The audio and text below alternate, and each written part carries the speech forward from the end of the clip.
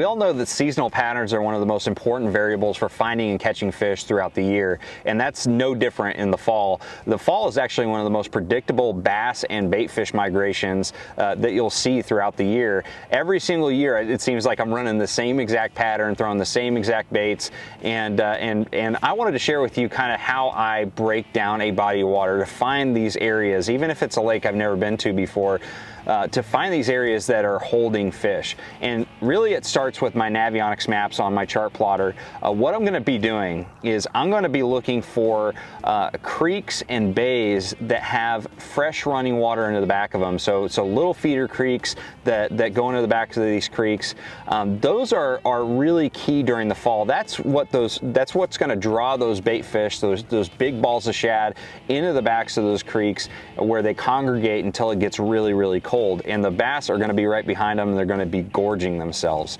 And so not only am I looking for those feeder creeks on my maps, but sometimes I'll turn on the satellite overlay and really look for those areas that have a shallow flats where you can see the creek channel kind of weaving through. That's a really important variable that I look for, because it seems like the bait fish are going to be in that creek channel, and so will the bass.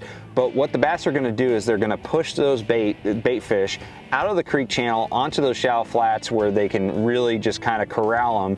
And so looking for those shallow flats is a really big deal for me, and I'm going to be fishing really small little baits, really paying attention to the size of the bait fish. You want to match the hatch this time of year as closely as you possibly can, and that's essentially it. I mean, just looking for those creeks that have running water in the back of them is really, really key. You're going to find those giant schools of bait fish. You're going to see the bass crashing on them. You're going to see birds crashing down. If you don't see any of those things, move on to the next creek. But I guarantee between late October and early December, that's how you're going to catch a lot of fish. So hopefully this tip helps.